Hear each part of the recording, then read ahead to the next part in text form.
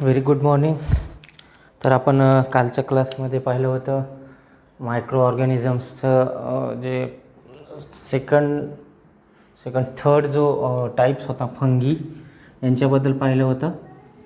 Fungal ऑर्गॅनिझम्सच्या बाबतीत आपण सांगितलं होतं की they are the unicellular as well as multicellular eukaryotes, right. याच्यानंतर आपण म्हटलं होतं की त्यांच्याकडं सेल वॉल अवेलेबल आहे जो की कॉम्प्लेक्स टाईपच्या शुगरनं बनतो आहे. दॅट इज द कायटीन नावाचा केमिकल आहे, शुगर आहे. याच्यानंतर आपण सांगितलं की they obtain their food from dead and decaying matter. Commonly जे असतात मॅक्झिमम फंगस जे असतात त्या डेड अँड डिकेइंग मॅटरपासूनच जे आहे त्यांचं न्यूट्रियंट्स ॲब्झॉर्ब करत असतात. काही जे असतात पॅरासायटिक ज्यांना होस्टची गरज पडते, काही बॉडीजमध्ये ते एंटर करतात, डिसीज कॉज करतात. प्लांट डिसीजेस भरपूर सारे जे आहेत फंगसमुळं होत असतात. ओके, तर याच्यानंतर आपण बघणार आहोत एक्झाम्पल्स. तुम्हाला मागच्या किंगडम फंगीमध्ये ते जेव्हा आपण पाहिलं होतं तिथं मी तुम्हाला एक्झाम्पल्स दिलेले आहेत. त्याच एक्झाम्पल तुम्ही इथं ॲड करू शकता. नेक्स्ट जो मायक्रोब आहे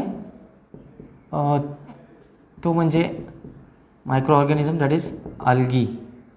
ओके, अल्गल ऑर्गॅनिझम्स ज्या असतात यांचं पण आपल्याला साईज जो आहे अप्रॉक्सिमेटली 10 मायक्रोमीटर टू 100 मायक्रोमीटर इतकी यांची साईज आपल्याला दिसते.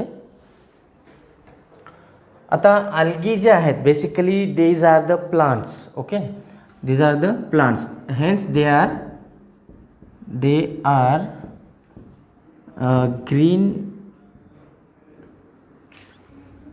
Due to chlorophyll pigment. Commonly ग्रीनच असतात.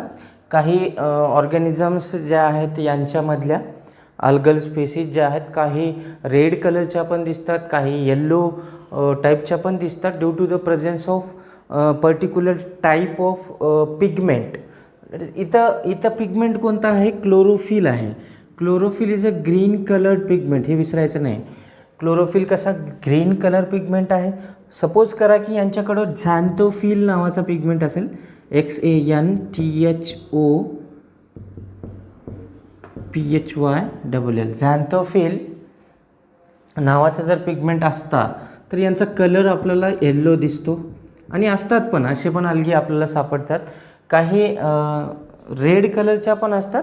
त्यांच्याकडं जे आहे रेड कलरचा पिगमेंट आपल्याला माहिती आहे. आपण मागच्या वर्षी पाहिलं होतं कॅरोटीनॉइड्स जे असतात तशा प्रकारचे असतात काही प्लांट्समध्ये कलर प्रोड्यूस करण्यासाठी. रोडोफायटा नावाचं एक क्लास आहे यांच्यामध्ये.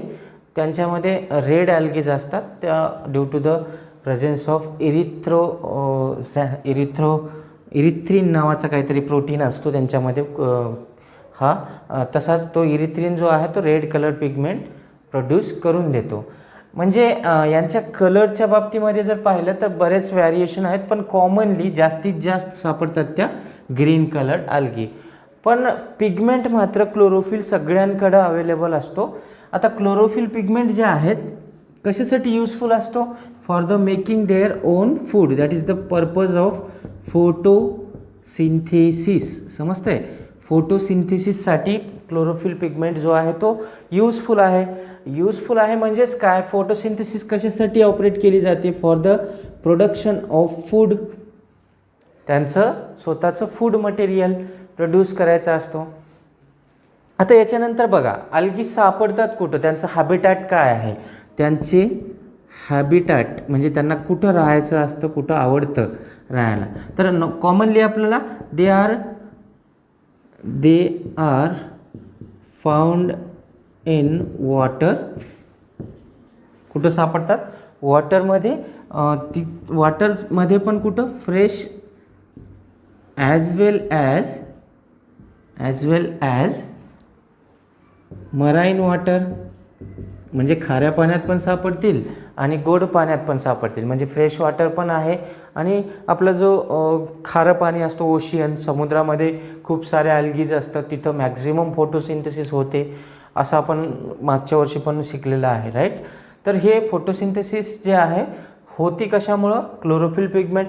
क्लोरोफिल पिगमेंटमुळं हे सगळे ॲल्गी जे आहेत त्या ऑटोट्रॉफ म्हणून ओळखल्या जातात. These are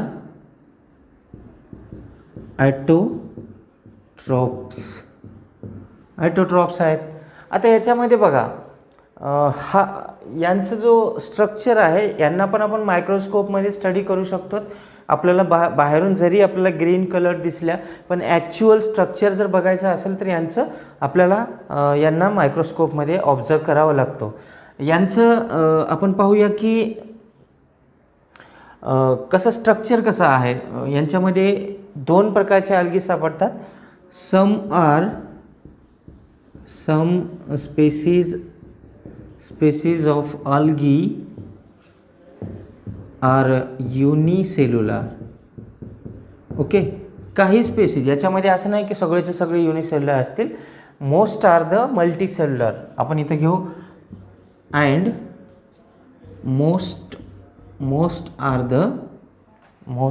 the multicellular. हे पॉईंट्स तुमच्या नोट्समध्ये असले पाहिजेत. ओके, तुम्ही रेग्युलरली नोट्स पाठवता, चांगलं वाटतंय, व्यवस्थित सगळ्यांनी करत आहात, असंच कंटिन्यू करायचं. आणि हे सगळे पॉईंट्स जे आहेत मी देत आहे तुम्हाला, हे पॉईंट्स असतील. अजून एखादा पॉईंट तुम्हाला एक्स्ट्राचा पुस्तकमधून सापडत असेल ते पॉईंट्स आणि हे पॉईंट्स मिळून नोट्स बनवायच्या. आणि त्या नोट्स तुमची जे नोटबुक असेल ती पहिल्या चॅप्टर जेव्हा आपण इथं प्रत्यक्षामध्ये जेव्हा आपले क्लास स्टार्ट होतील, समोर आलात, तेव्हा मला ह्या वह्या दाखवायला विसरायचं नाही. आणि सोबतच ग्रुपवर जसं की तुम्हाला चेक करून घेताय नोट्स, तशा प्रकारचं पण तुम्हाला चेकआउट करून घ्यायचं आहे. ओके, तर युनिसेल्युलर आहेत आणि मोस्ट आर द मल्टीसेल्युलर आहेत. युकॅरियोट तर असणारच, कारण प्लांट आहेत. आपण पाहिलं फक्त बॅक्टेरिया ज्या होत्या त्या प्रोकॅरियोट होत्या, बाकीच्या सगळ्या युकॅरियोट्स आहेत, राईट. आता याच्यामध्ये आपण जे सांगितलं की युनिसेल्युलरचे काही एक्झाम्पल्स असतात, जसे की फॉर एक्झाम्पल आपल्याकडं असतं क्लॅमिडोमोनास, CHLAMYDOMONAS, क्लॅमिडोमोनास आहे. क्लॅमिडोमोनास नावाची एक अल्गी. याच्यानंतर क्लोरेला. ओके, हे स्पेसीज ज्या असतात त्या युनिसेल्युलर असतात. आणि मल्टीसेल्युलरचे काही एक्झाम्पल आपल्याला घेता येतात. अल्गीमध्ये मल्टीसेल्युलर असणारी अल्गी हे बघा, स्पायरोगायरा आहे. अजून घेता येतं आपल्याला कारा. ओके, असे काही एक्झाम्पल्स आपण इथं घेणार आहोत. तुम्हाला मी 2 एक्झाम्पल देतोय, हे दोन्ही तुमच्याकडे असले पाहिजेत, मल्टीसेल्युलरचे example as well as युनिसेल्युलरचे examples. आता याच्यानंतर यांचं रिप्रोडक्शन. काही अल्गी ज्या असतात, तुम्हाला माहिती आहे की आता हे प्लांट स्पेसीज आहेत, तर यांच्याकडं पण असेक्शुअल टाईपचं रिप्रोडक्शन सापडणार. तर असेक्शुअल टाईपचं रिप्रोडक्शन असतं काय, त्याच्यामध्ये कुठल्या प्रकारचे गॅमेट्स तयार होत नाहीत. मेल गॅमेट, फिमेल गॅमेट, किंवा male sex organ, female sex organ, असे डिफरंट ऑर्गन्स त्यांच्यामध्ये नसतात. मग ते काय करतात, अशा कंडिशनमध्ये काय करतात, तर सपोज करा ही स्पायरोगायराची स्पेसीज, यांचं स्ट्रक्चर जर बघितलं आपण, असं आपल्याला मल्टीसेल्युलर स्ट्रक्चर दिसतो. एक छोटीशी इथं आपण डायग्राम ड्रॉ करू, म्हणजे स्पायरोगायराची आपल्याला समजेल. Okay, like this. असं यांचं स्ट्रक्चर जो आहे तो आपल्याला पाहायला भेटतो. ओके,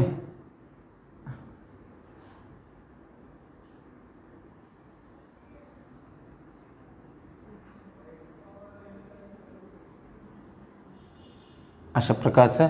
आणि आतमध्ये स्पायरोगायरा स्पायरल शेप्ड क्लोरोप्लास्ट यांच्यामध्ये सापडतो, अशा प्रकारचा.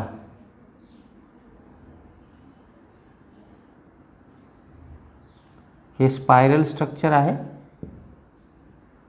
ओके, तर अशा प्रकारचा क्लोरोप्लास्ट आपल्याला इथं पाहायला भेटतो. जर तुम्ही स्पायरोगायराची कुठं डायग्राम बघितली तुम्हाला हे दिसून येईल. ओके, आणि याच्यामध्ये यांचा प्रत्येक सेलमध्ये आपण न्यूक्लियाय दाखवू अशा प्रकारचा. Okay, this is the spiral shaped spirogyra. Structure of spirogyra होतं काय बघा. आता स्पायरोगायरा स्पेसीज आहे, मग यांचं रिप्रोडक्शन असेक्शुअल टाईपचं होतं. ते कसं बघा, इथे एक समजा हे जे आपण दाखवलेले आहेत की सपोज करा एवढी एक सेल आहे, अटॅच्ड सेल आहे, फिलॅमेंटस टाईपची अलगी आहे. कशी? फिलॅमेंटस म्हणजे कशी, एक लांब अशी थ्रेड लाईक स्ट्रक्चर असणारी अलगी आहे. काय होत असतं की काही ॲडवर्स कंडिशन समजा किंवा पाण्याचा फ्लो आला, रिव्हरमध्ये असतील तर पाण्याचा फ्लो जोराचा आला की काय होतं की यांचं काही सबस्ट्रॅटम काहीतरी असेल, दगड असतील, त्या ठिकाणी समजा एखादं काट्याचं झुडूप असेल तर तिथं हे अडकणार आणि इथून त्यांचं समजा ॲक्सिडेंटली फ्रॅगमेंट पडला. काय झालं यांचं? फ्रॅगमेंट पडला, तुकडा पडला एखादा. आता हे तुकडा हा फ्रॅगमेंट काय करतो, परत एक नवीन स्पायरोगायरामध्ये कन्वर्ट होतो. That is the type of asexual reproduction आणि त्याला म्हणतो आपण फ्रॅगमेंटेशन. तशा प्रोसेसला आपण काय म्हणतो? फ्रॅगमेंटेशन होतं. And each fragment capable to produce its own new spirogyra species. Okay, आणि राहिलं प्रश्न sexual reproduction. Like other plants they also produce male gamete, female gamete, then fusion, that is the fertilisation होतं. मग नवीन जे त्यांचं organism आहे तो produce केला जातो. So this is the organism, micro organism, that is the algae. Okay, आता याच्यानंतर आपल्याला बघायचं आहे ज्याच्या बाबतीत मी तुम्हाला सांगितलं होतं की मायक्रो ऑर्गॅनिझमच्या क्लासिफिकेशनमध्ये आपण युकॅरियोटमध्ये 3 ऑर्गॅनिझम घेतलं. कोणते कोणते घेतलेले आहेत? Protista, that is the protozoans, then fungi, याच्यानंतर ह्या अल्गीज, आणि प्रोकॅरियोटमध्ये घेतलं होतं बॅक्टेरिया. तर मग आता हे प्रोकॅरियोटमध्ये बी नाहीत, युकॅरियोटमध्ये बी नाहीत, मग असे पण ऑर्गॅनिझम्स असतात. म्हणून मी तुम्हाला सांगितलं व्हायरसेस. तर त्यांच्या बाबतीत पाहू आता.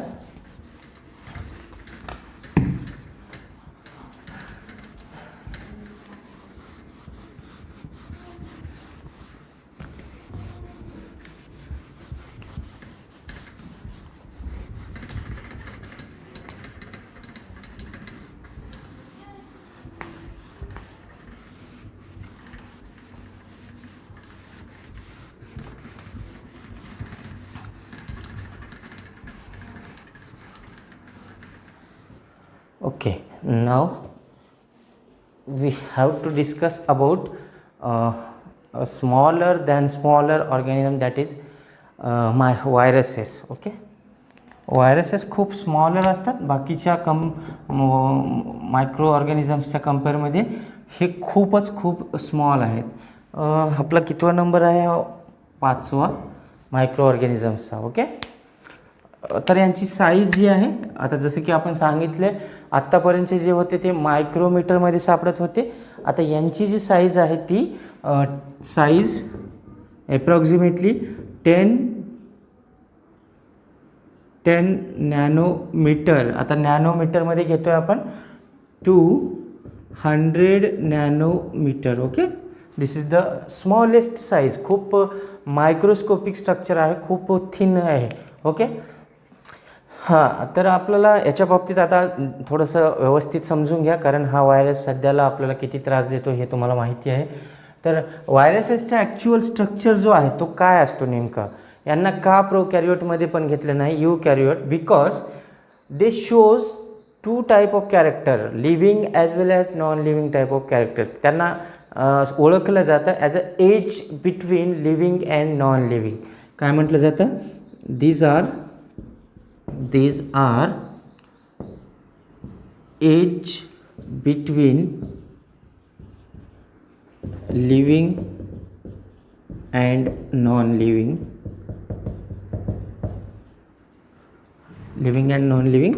organisms. Okay,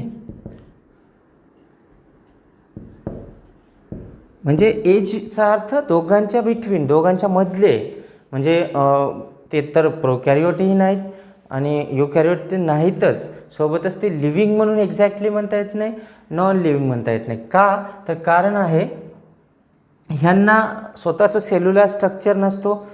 सपोज करा आपल्याकडं कोकस टाईपचं एखादं बॅक्टेरिया आहे असं, किंवा फंगस आहे, ईस्ट आहे, अल्गी आहे, हे सगळ्यांना आपण सेल काढतोय. आता प्रोकॅरियोट असल्यामुळं आपण त्यांना न्यूक्लिओइड दाखवला, वेल डेव्हलप्ड न्यूक्लियस नाही, पण एखाद्या बॅक्टेरियाचं सेल आपण दाखवतोय, त्याच्यामध्ये न्यूक्लिओइड दाखवला.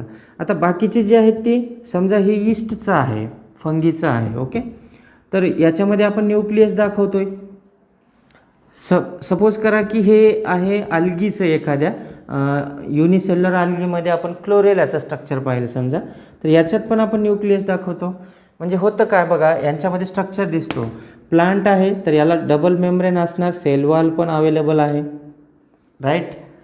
यांना ईस्ट आहेत, यांना पण सेल वॉल असणार आहे, कारण फंगींना पण सेल वॉल असतो. बॅक्टेरियांना पण सेल वॉल असतो, हे पण आपल्याला माहिती आहे, ओके. पण या व्हायरसेसच्या बाबतीत आता सगळ्यांना माहिती आहे की या न्यूक्लियसमध्ये काय असतो, याच्यामध्ये आपल्याकडं काय असतो, युकॅरियोटकडं असा DNA असतो, ॲज अ जेनेटिक मटेरियल. आपण काय सांगतो व्यवस्थित लक्ष द्या, जेनेटिक मटेरियल म्हणून आपल्याकडं काय आहे, आपल्याकडं फंगीकडं किंवा अल्गीकडं काय असतो, DNA, न्यूक्लियसमध्ये DNA. बॅक्टेरियाकडे पण DNA असतो, पण त्यांना न्यूक्लिअर मेम्ब्रेन नसतं, असं न्यूक्लियस डेव्हलप्ड नसतं, म्हणून यांना आपण प्रोकॅरियोट म्हटलं आहे, बरोबर. पण त्यांच्याकडे देखील काय आहे, इथं असा क्रोमोझोम असेल सिंगल, आणि याच्यामध्ये काय आहे, त्यांचा DNA आहे, राईट. हे समजलं स्ट्रक्चर्स बाकी ऑर्गॅनिझम्सचे. आता व्हायरसेसकडं ह्यांना का वेगळं केलं आहे, तर यांच्याकडं असा स्वतःचा जो स्ट्रक्चर आहे, असा सेल वॉल किंवा सेल मेम्ब्रेन असं काहीही नसतं. यांच्याकडं स्ट्रक्चर नाही, सेल वॉल नाही ना सेल मेम्ब्रेन नाही, कवरिंग नाहीच त्यांच्या DNAला.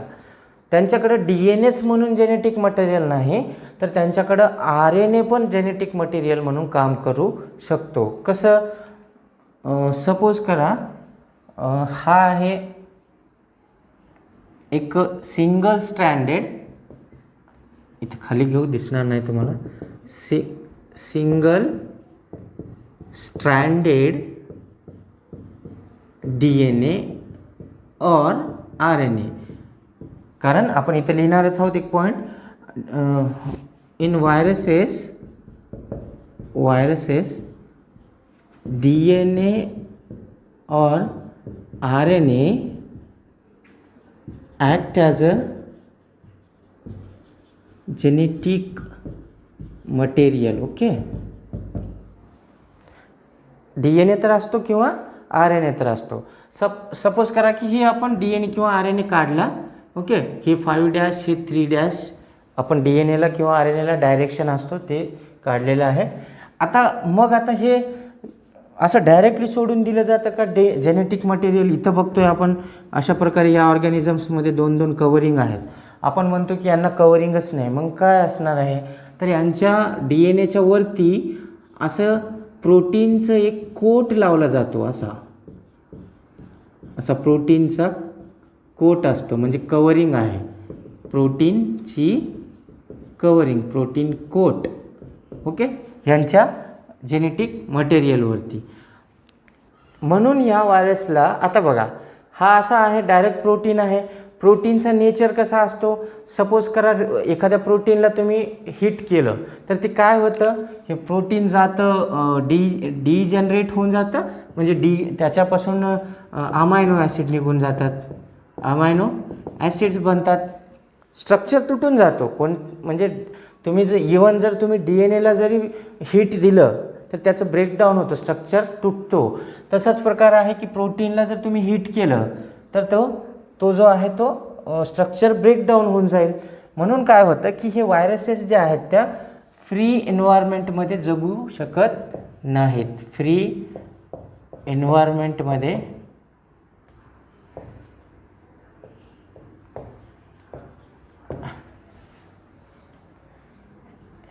इन फ्री एन्व्हायरमेंट दे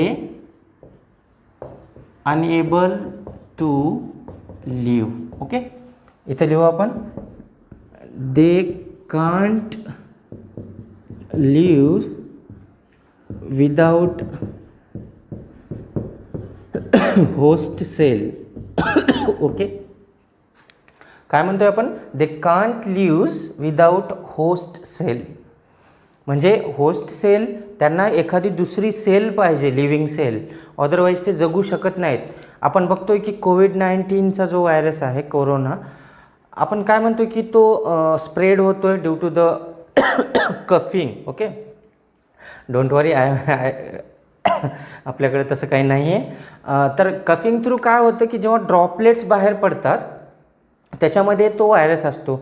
तो व्हायरस काय करतो, फ्रीने आता एन्व्हायरमेंटमध्ये आला, बाहेर आला, पुढे एक पर्सन आहे, याच्यामध्ये जो आहे डिस्टन्स असला, जास्त डिस्टन्स तो ट्रॅव्हल करू शकत नाही, एन्व्हायरमेंटमध्ये जगू शकत नाही.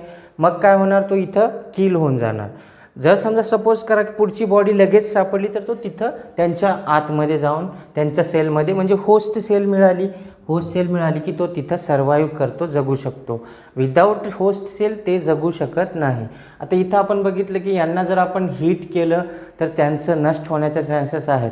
सपोज करा की आपण कुठं फिरून आलोत आता अशा कंडिशनमध्ये, तर आणि तुम्ही गरम गरम पाण्याच्या गुळण्या केलात, तर मे बी जर एखादा व्हायरस जर चुकून आला असेल तर तो तिथूनच मरून जाऊ शकतो. तर हे प्रिकॉशन तुम्ही या पिरियडमध्ये करू शकता. ओके, तर याच्यानंतर मग ह्या व्हायरसेसचं आणखीन काय रोल आहे, they act as they are parasitic in nature. Parasitic का म्हणतोय, कारण ते एखाद्या लिव्हिंग होस्टवरतीच डिपेंड आहे टोटली, म्हणून आपण यांना पॅरासायटिक नेचर असं म्हणतोय. ओके, तर सपोज करा एखाद्या व्हायरसला सेल मिळाली, होस्ट सेल ही आहे समजा एखादी सेल लिव्हिंग ऑर्गॅनिझमची कोणत्याही, ज्याच्याकडे न्यूक्लियस आहे, यूकॅरियोट आहे समजा, आणि ही प्लांट सेल आहे. ओके, प्लांट सेल, ज्याला आपण म्हणू की ॲक्ट होते होस्ट म्हणून व्हायरसला. सपोज करा हा व्हायरस कसा तरी एंटर झाला याच्या सेलमध्ये, या सेलमध्ये. समजा इथं आला हा व्हायरस. ओके, हा आला व्हायरस. ओके, हे कोण आहे, व्हायरस आहे. व्हायरस काय करतो, याचे न्यूट्रियंट्स, कोणाचे, याचे प्लांट सेलचे काय करतो, न्यूट्रियंट्स वापरतो आणि त्यांच्या मदतीनं याच्या कॉपीज बनवतो. तो काय बनवतो, कॉपीज बनवतो, त्याचं मल्टिप्लिकेशन करून त्याचे प्रोटीन जास्त वाढवतो आणि हळूहळू या सेलला, कोणत्या, ह्या सेलला, प्लांट सेलला ग्रॅज्युअली मग काय करतो, डिस्ट्रॉय करून टाकतो. ओके, डिस्ट्रॉय करून टाकतो. जसं जसं कॉपीज वाढतील मग cell become destroyed. Okay, destroyed. तर हे असतं नेचर, हे आहेत व्हायरसेस. तर आपल्याला समजतं की these organisms can't live without host cell. समजलं. Okay, so this is the our chapter number 1. आपला हा चॅप्टर संपतो इथं. आपण याच्यावरती एखादी टेस्ट घेणार आहोत. आता ती टेस्टची तारीख मी तुम्हाला डिक्लेअर करून सांगेन. या रविवारी तर नाही, पण पुढं आपण कधी घेणार ते मी तुम्हाला लगेच कळवतो 1-2 दिवसानंतर. ओके, तोपर्यंत काय करायचे, यांचे नोट्स बनवायचे आणि यांचे पॉईंट्स काढायचे व्यवस्थित. आणि ज्यांनी चेक केलं नाही त्यांनी चेक करून घ्या, पाठवा ग्रुपवर, मी चेक करून पाठवणार. याच्यानंतर मग अभ्यास करून ठेवा, लगेच आपण याच्यावरती एक्झाम पण घेणार आहोत. Okay, thank you.